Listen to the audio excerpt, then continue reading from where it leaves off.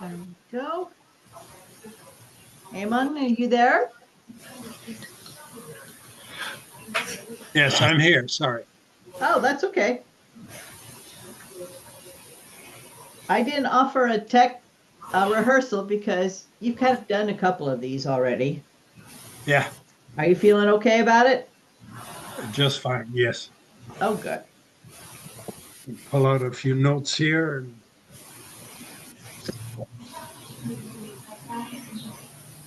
I'm going to have to bail out early tonight because I've got a board meeting at 7:30. So Well, you can watch the end on the recording. I guess that's what I'll have to do.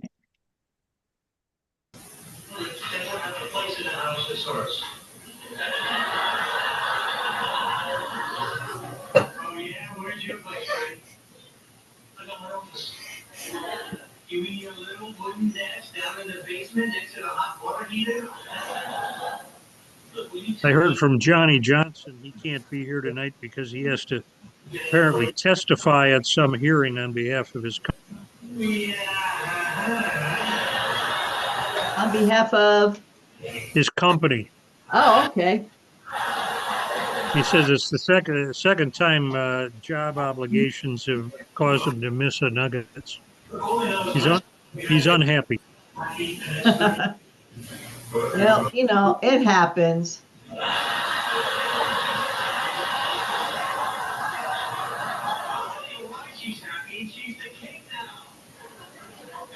Hi, Neil. How's Wednesday looking at your plate?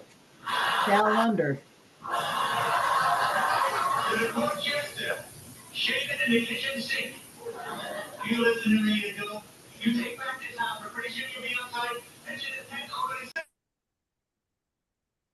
Not on yet, huh? Okay.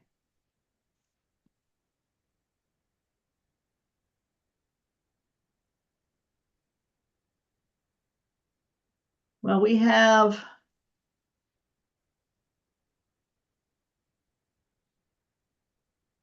two people over off in the, I don't know, is Australia, no, Australia would not be considered the Orient, but over there on the other side of the world from the rest of us. Let's see. I don't see any of our English. Oh, wait, no, Dawn's here. So we got England too. Quite international tonight.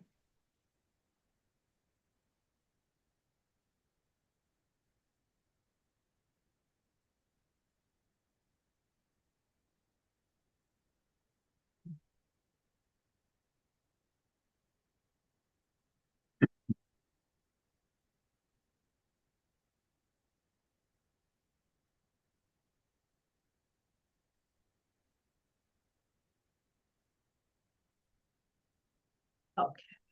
Hi there. Now we can see you.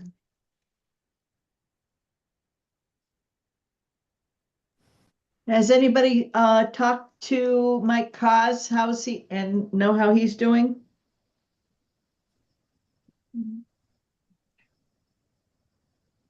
I have not. Okay.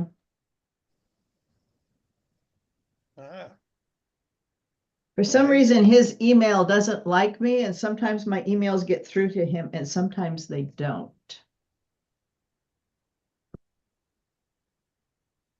Yeah, well, he has not responded to my last several emails, understandably so. But Yes, it may well be that I don't know if his email is active or not. They haven't bounced, but they haven't been responded to either. right. Yeah, my emails bounce back to me, but that's been going on for the past year. Um, yeah. Let's see.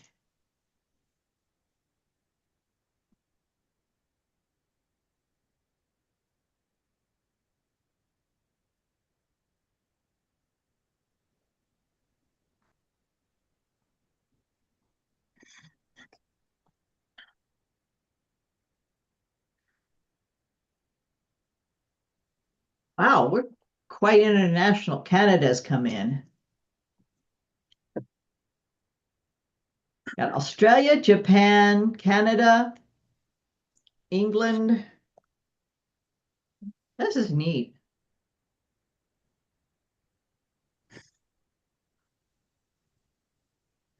Neil, is this the first one first Nugget you've attended? Um, yeah, I don't know if you can hear me though. Can you hear me? Yes, I can. Wow, brilliant. Yeah, good. Good, good, good. I started exercising the hamsters and the power supply on this um laptop about 4 hours ago. Oh, But I think they're up to speed now. Yeah, it's good. good. Yeah, yeah. Well, I thought if I'm doing a talk in March, I'd better get on top of the technology. So yeah, it was worth it Okay. actually. It was good timing for me. It's actually only midday here, so it's oh hang on, you guys call it noon. Um Well, Yeah, did we so figure it's out it's 10 o'clock, 10 a.m. there though? Or, no, it's we're on daylight savings and you guys are not on daylight savings, so oh, it yes. changes. Yeah, yeah. So Where are you located, Neil? um, I'm in a town in Victoria known as Ballarat. It's Oh, okay. yeah, one of the gold rushes happened here back in the 1850s. Yes.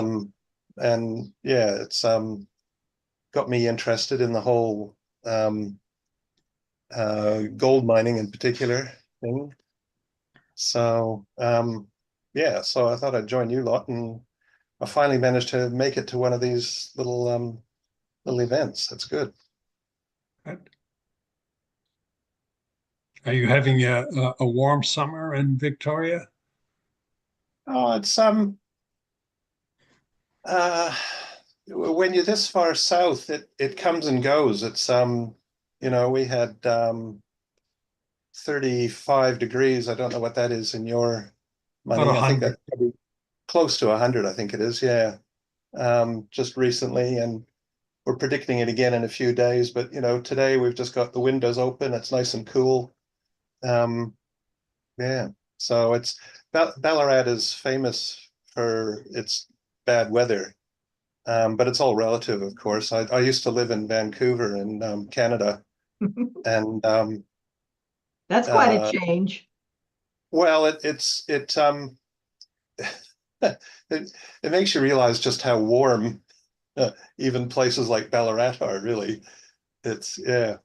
When we get bad weather here, that means it's raining, Yeah. or it's too hot.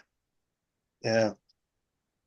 Well, by contrast, Neil, it's minus 13 C here at the moment, Oh, and really? headed down. Where's here? Southern Wisconsin. Oh, okay.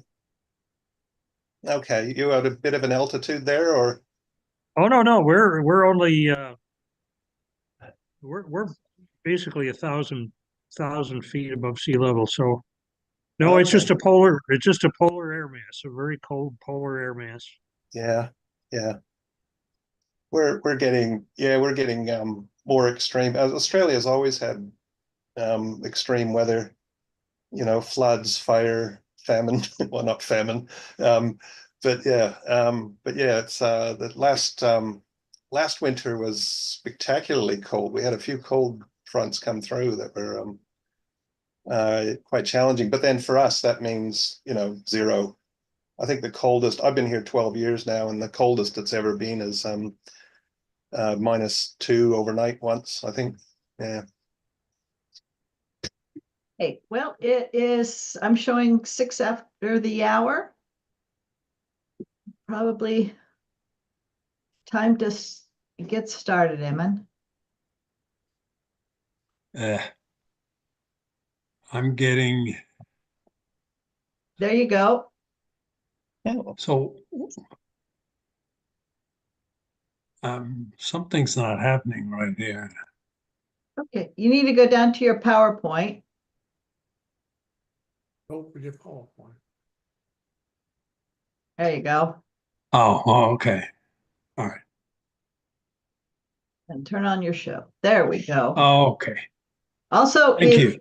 if you turn off your, I use the recording from YouTube. If you turn off your camera, we will be able to see the whole thing. Otherwise, YouTube puts your picture up in the upper right-hand corner. Just FYI. Okay. Um, so this is a story about John Ross Brown, and not widely known in the mining industry. Um, the description here, a man of simplicity, sincerity, and goodness, was spoken by the pastor at the Oakland Presbyterian Church at his funeral. Um, John Ross Brown's story starts in Dublin in 1832. The British government at the time had just passed under the Duke of Wellington, of Waterloo fame, had passed an act which was quite controversial called the Catholic Emancipation Act in the face of very strong internal opposition within the United Kingdom. And as part of the deal, they had disenfranchised about a third of the electorate, raising the standard for voting from 40 shillings up to 200 shillings, which you had to have property of that value or you could not vote. There was a Methodist journalist in Dublin by the name of Thomas Edgerton Brown. And the tithes were a particular hated tax that were primarily borne by the dissenting religions in the United Kingdom. It supported the established Anglican churches, but the way the tax was applied was it was kind of a value-added tax. It wasn't applied on land. It was applied on the value of what you got off the land. So if you had a business or if you were producing crops off the land, you were a tenant farmer, you paid it, but the landowner did not pay it.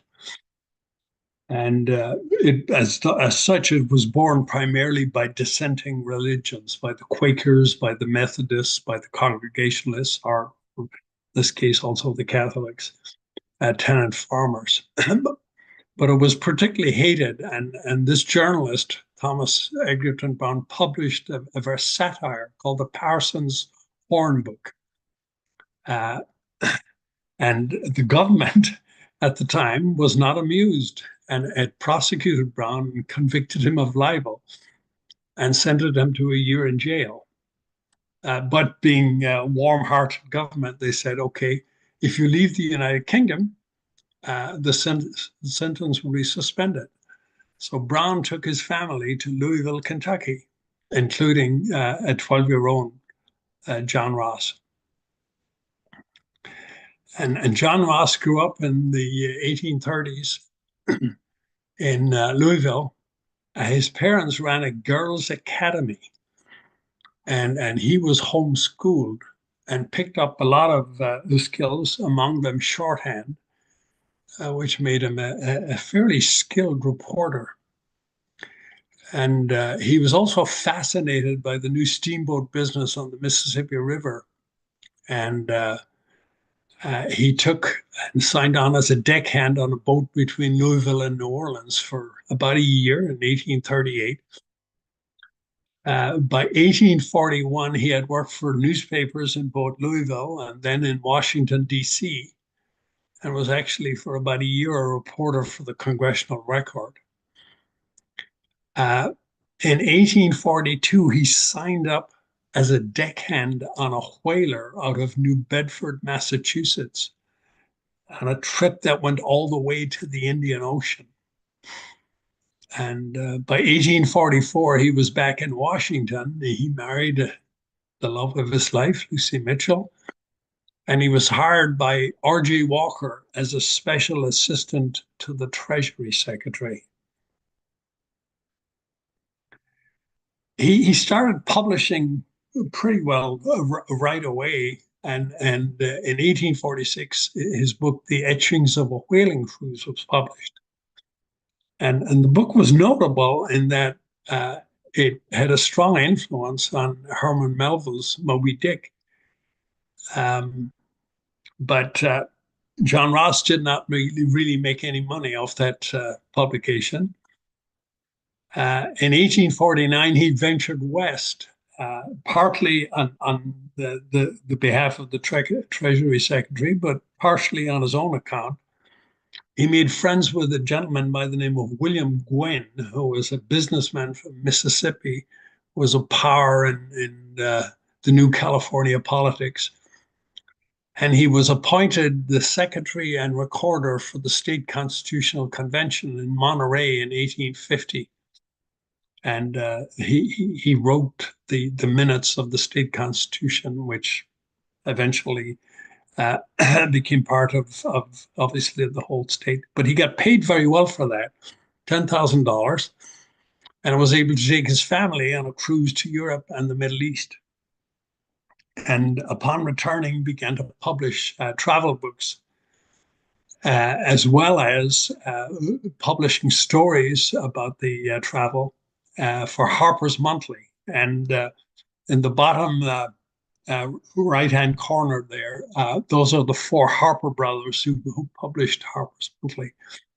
And he also had the ability to sketch.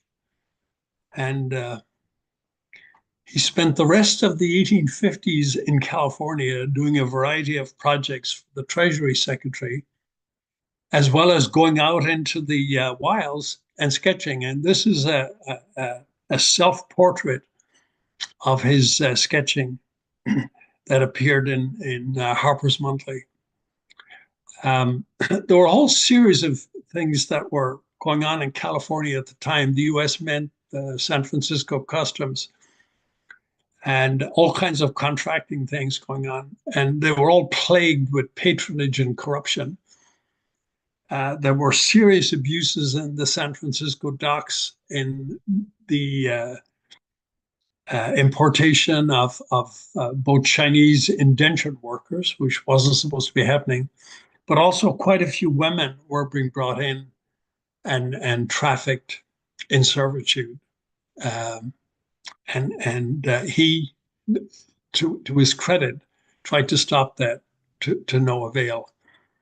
There were also Indian reservations being set up in California and contracts to supply them. And they were also plagued by fraud. And he did his best to correct some of that. But really, he developed a very sharp eye for detail and continued to publish stories and books on travels in the US and abroad. And he became especially interested in the gold mining areas and the natural beauty of the region. And he became the first great chronicler of the early years of the Comstock mining era.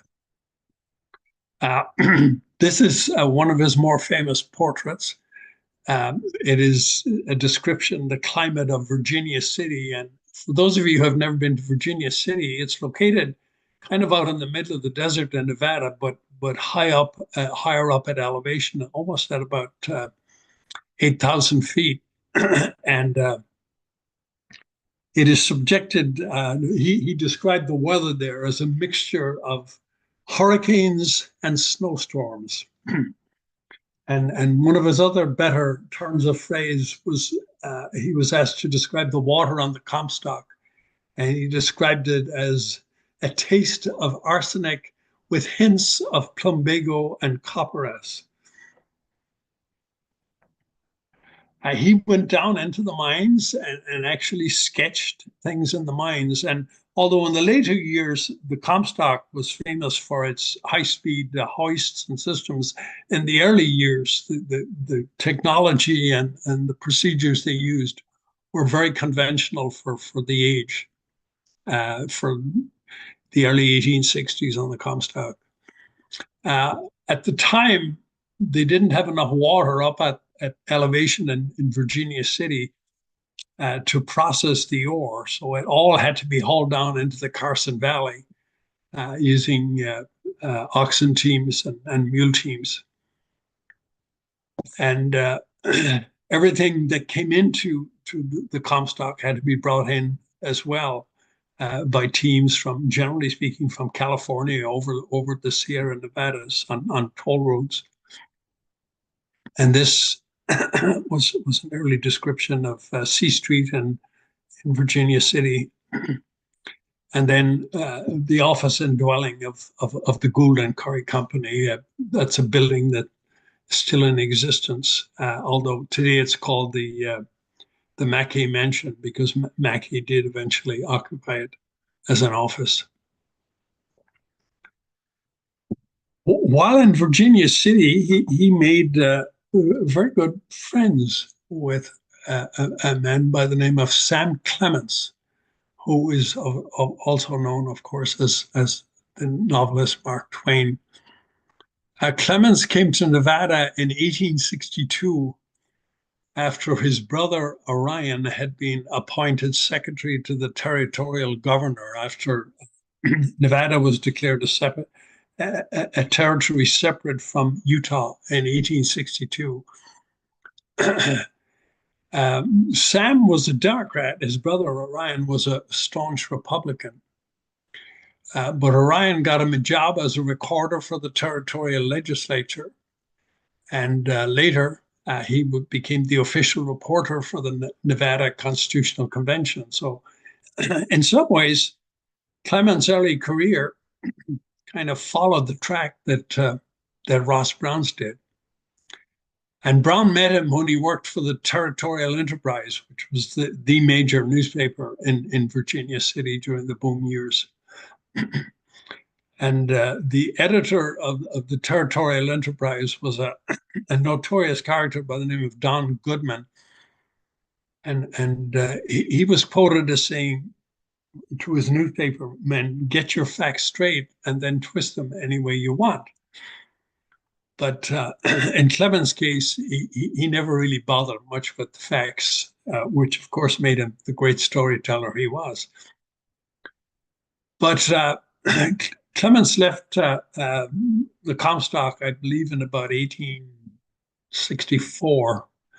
And he went to San Francisco briefly, and then he got an assignment actually from Harper's Weekly to go to what were then called the Sandwich Islands, Hawaii, and write a series of stories, which he did. And when he came back in about 1867,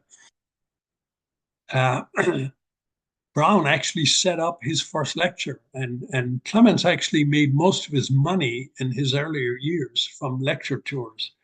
He was a very funny and capable stand-up comedian, and but we also know today that some of the great 19th century writers, people like Dickens and Sam Clemens, borrowed liberally from a lot of other people of contemporaries. And Brown was known to grumble in later years that Clemens was gaining great fame for a prodigious body of work, some of it mine. So after the Civil War ended in 1865, the US during the Civil War had gone off the gold standard and issued paper money, which was known as the greenback.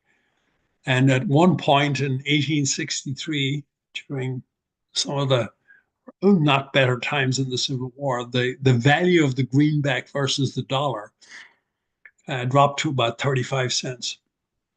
It came back up to about 70 cents after the war and was there at that point.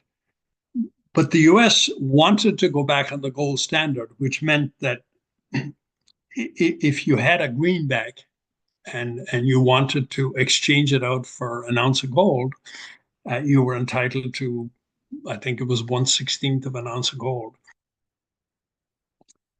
In the Western United States, the greenback was never accepted, or if it would be accepted by anybody, it was accepted at its value against gold. Everybody expected in the Western United States to be paid in gold. Even the Chinese workers who worked on the Union Pacific or the Central Pacific Railway insisted on being paid in gold. But the industry itself was not doing that well as production of gold was falling in California. There were some radical congressmen in the East who wanted the army to go west and take over what were technically illegal Western mines.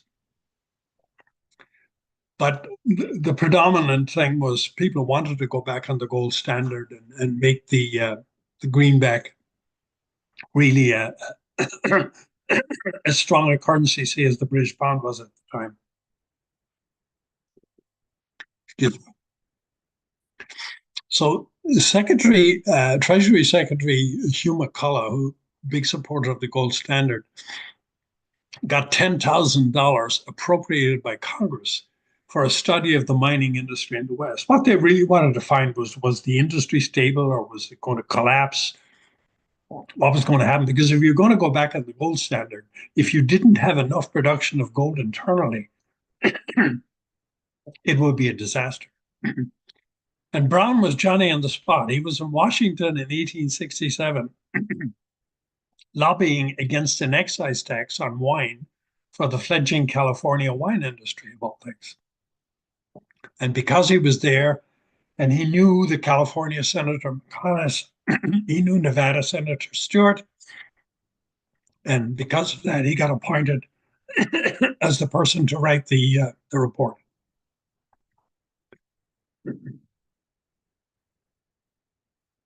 So Brown came back to California, and within 4 months, he sent the first draft of his California and Nevada report to McCulloch. And it was published almost right away. But the selection and the report itself was bitterly criticized by Rossiter Raymond, who was then with the fledgling engineering journal. He claimed Brown was not technically qualified to do this work. And quoting him, he said, "It could not be worse. The most important part of the work has been put into incompetent hands. Mr. Brown himself is a rapid traveler and a superficial observer. He is the first instance we can recall of a funny man raised to lead the head of a great scientific work."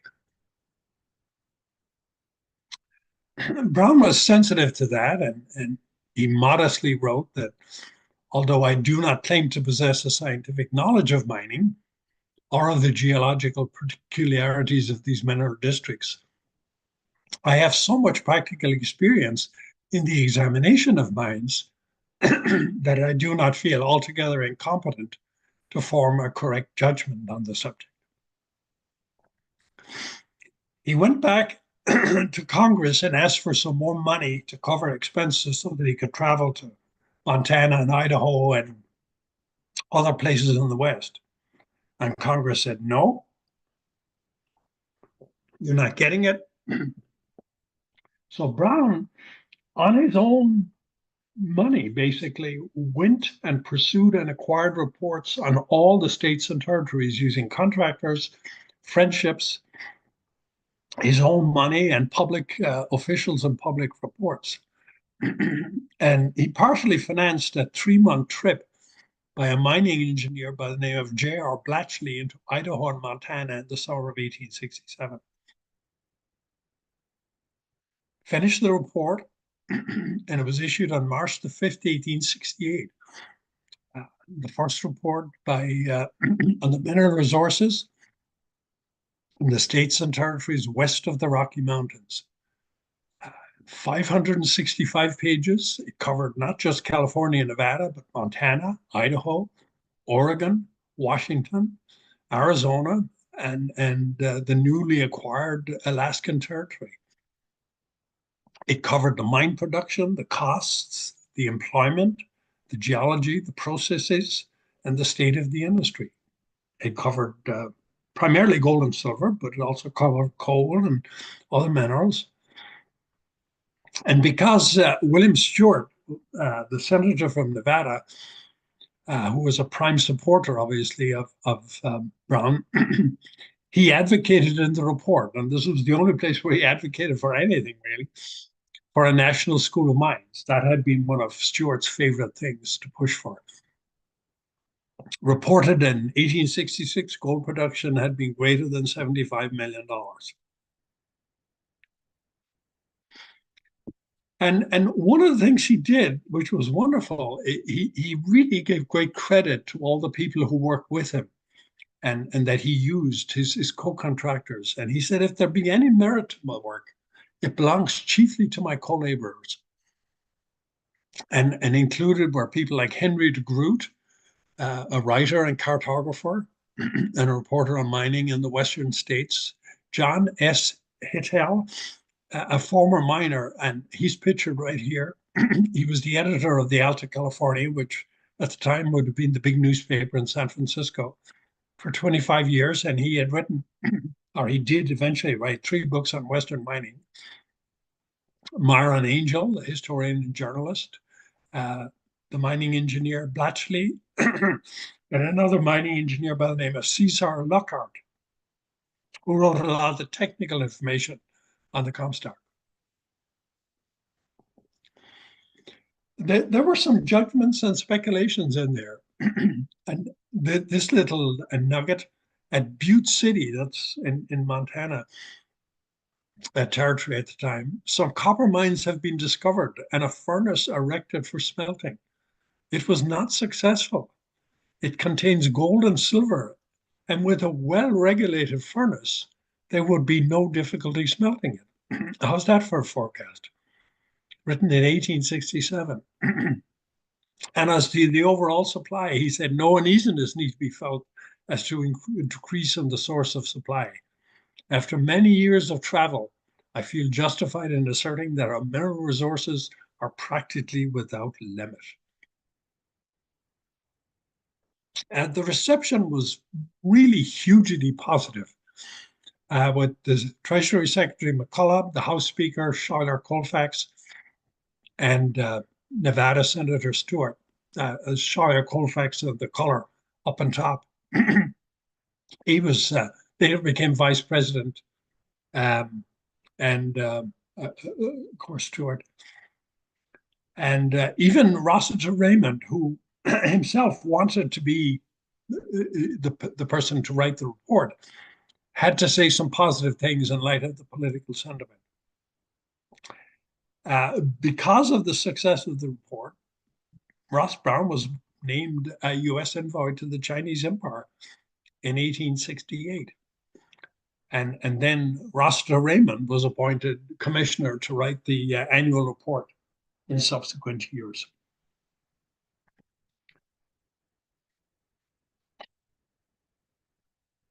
There were some critical voices, and these two characters, Kavanaugh and Holbrook, who were the territorial representatives of the Congress, thought the estimates of gold production in their territories to be way too low. But they had some skin in the game. They were both lawyers, and they were mainly interested in promoting Eastern and foreign mining investments in the West.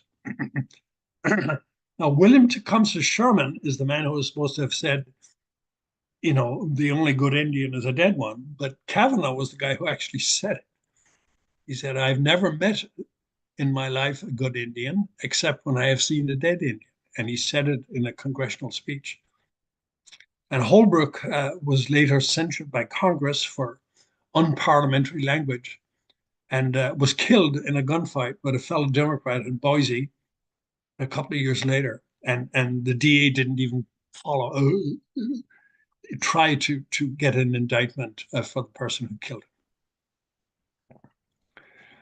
Rossiter Raymond was then appointed. He went directly west in his first report and used his own experiences and observations.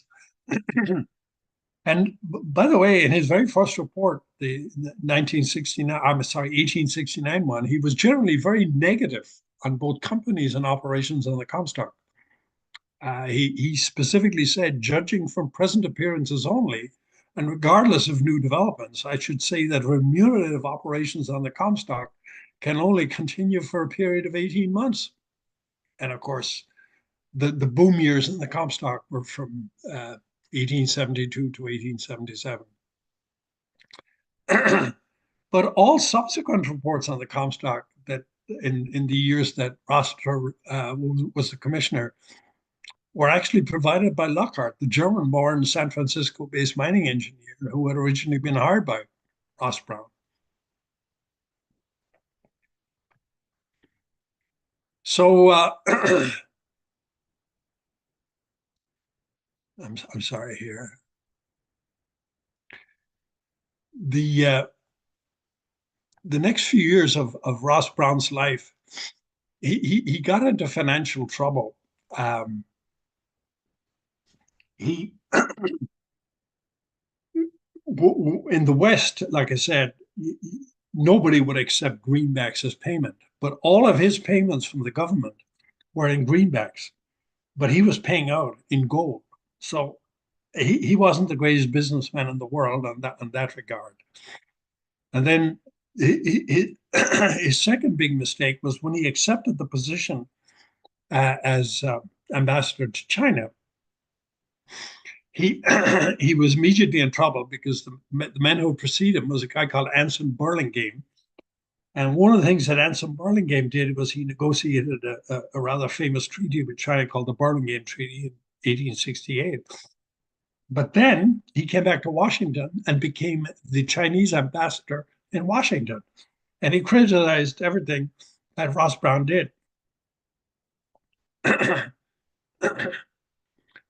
When Ross Brown went to China, he had to pay for everything out of his own pocket. And when he came back and he submitted a bill a year later, Congress said, "Oh, we thought you were wealthy enough that you could handle this yourself." And they paid him about half of what he asked for. So he ended up losing very substantial amounts of money. One of the things that Ross Brown was, he was a great defender of indigenous people's rights, and he was also a great defender of the Chinese immigrant rights in the United States. He felt that they were entitled to the same treatment as everybody else. But in the West at the time, there was a tremendous negative feeling, a lot of it led by Irish miners, against the Chinese. And there were votes in California, I think, in 1870, and they were in Nevada in 1880, as to whether Chinese exclusion, this process by which they would forbid Chinese workers from entering the United States who weren't businessmen, in other words, laborers, common laborers. And the votes were like 99.4% and 99.7% for that. So these were extremely unpopular positions for the time. The net effect was for Ross Brown was, even though he continued to write and publish, he was unable to catch up. And he died in fairly serious death in 1875. And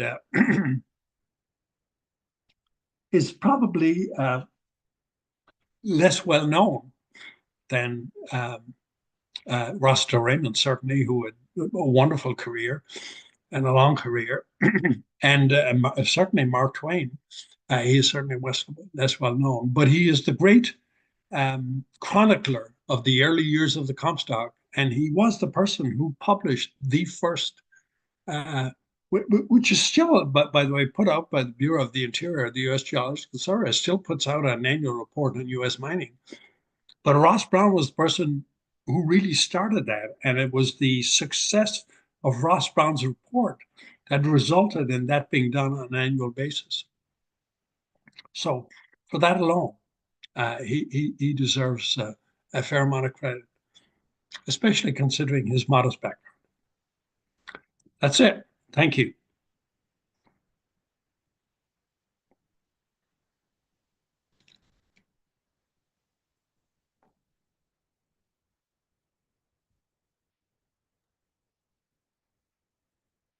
Okay, thank you. If you stop sharing your screen, How do I do that? the, Stop share. the green. Okay. There we go. Okay, well, thank you very much. Very good. Bravo. Thank There you. we go. Eric's hands. Okay. Any questions or comments, people?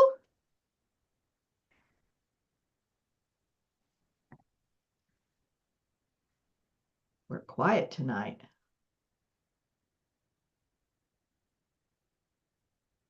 Might be fine. Well, maybe the lighthearted side of this question is, Barbara, are you related to Samuel?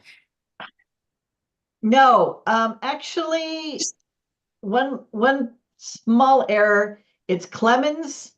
No, no T in it. Clements. Correct. Same thing with Roger Clemens. We didn't get any of that money either. I mean, you know, if you could throw a ball like that, then there you have it.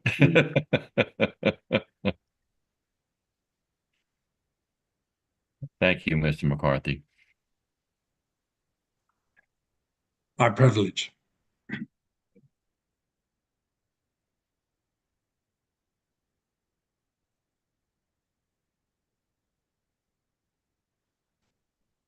Nobody's stepping up to take Mike Kaz's place with 3 different questions. Hey, okay. It was interesting. Think about putting that in article form and submitting it to the Mining History Journal. That's what I do. Who suggested that? I'm sorry. I did. The editor of the Mining History Journal. Oh, I'm sorry. Oh,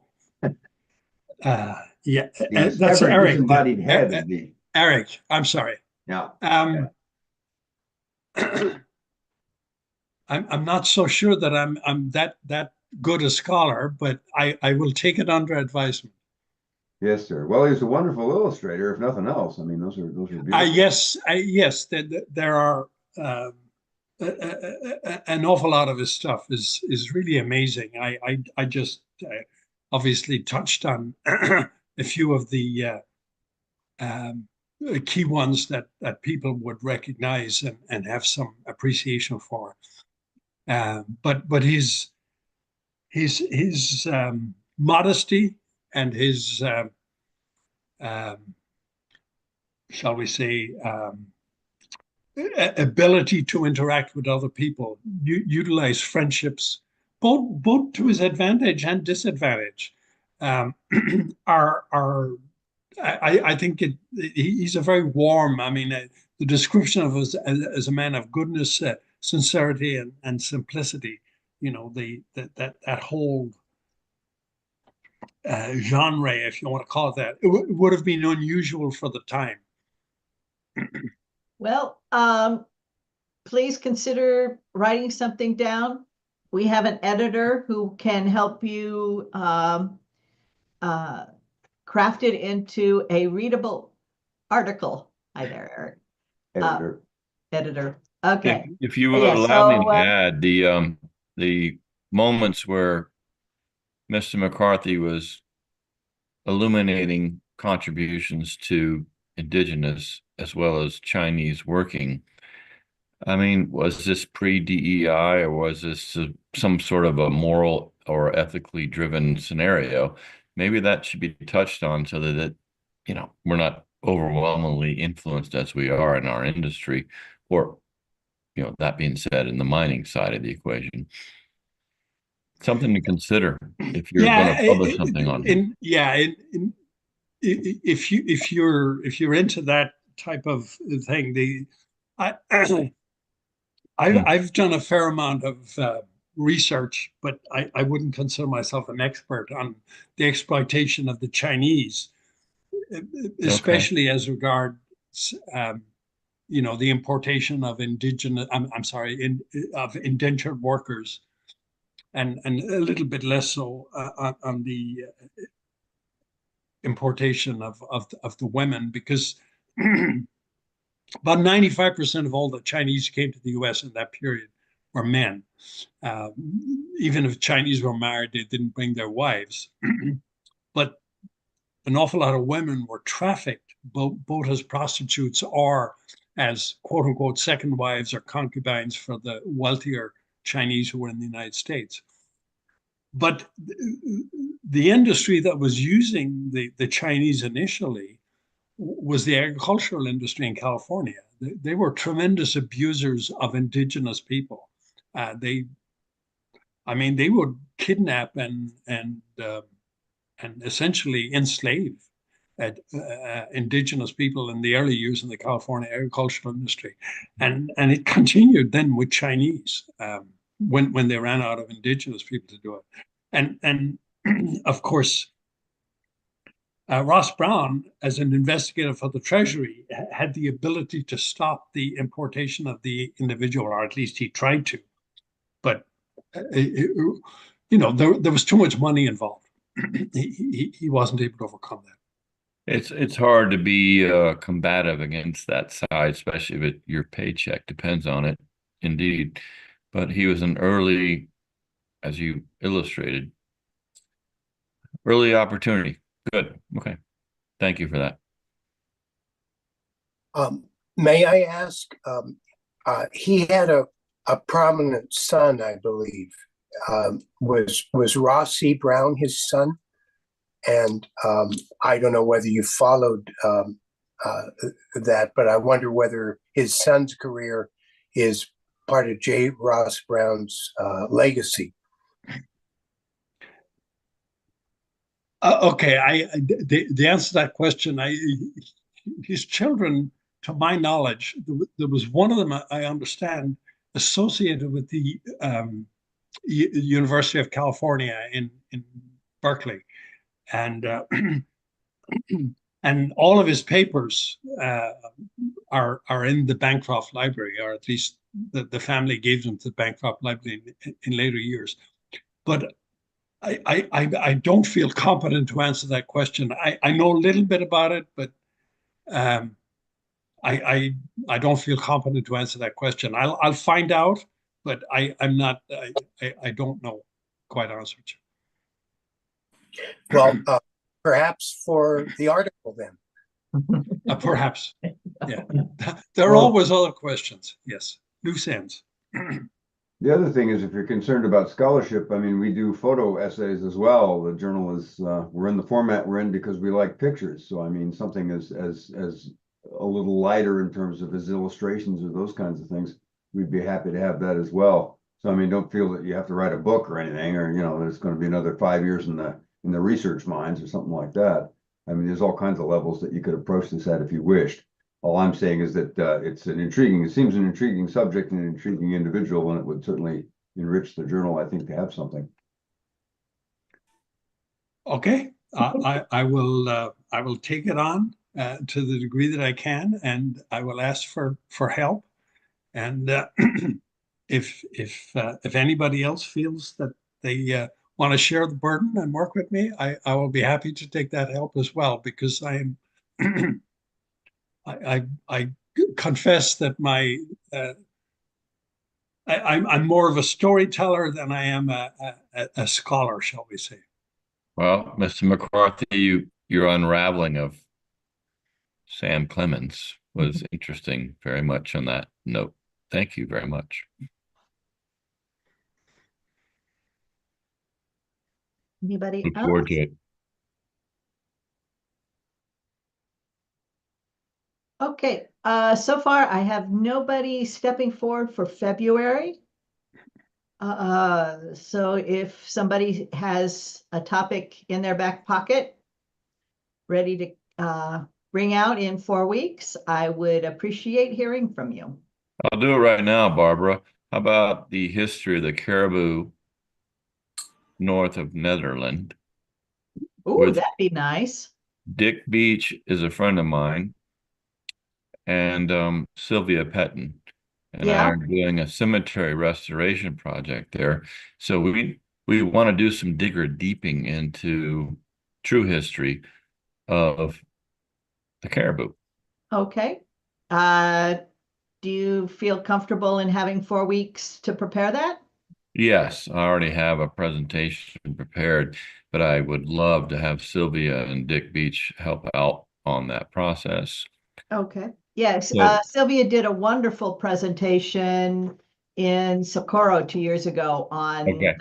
the preservation project. So we've really moved it forward aggressively, and we, are weather restricted right now. Right. But I think she and I can talk it through. And what's the date on that, please, Barbara? I'm going to say the 18th. Yes, February 18th.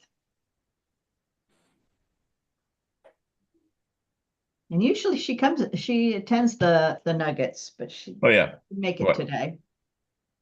February 18th would be.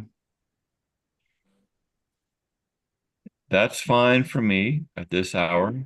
That'll be All fine. right.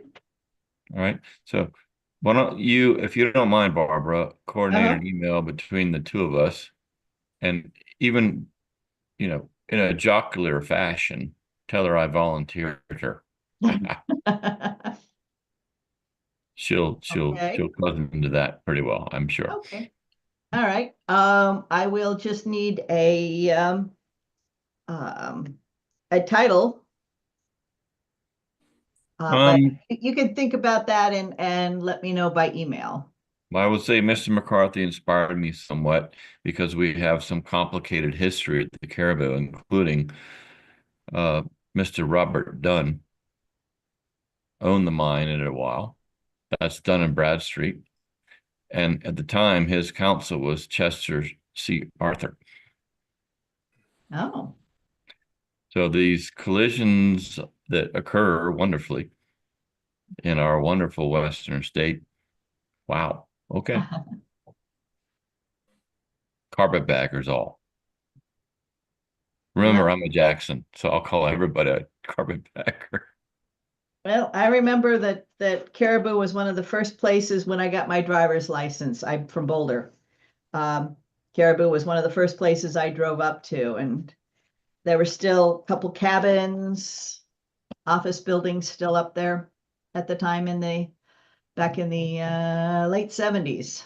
Now, Barbara, you got your driver's license and went up the windiest road in America. Well, one of them, Wow, that's amazing. Bravo. well, my family had done a week at a cabin in Eldora Yeah.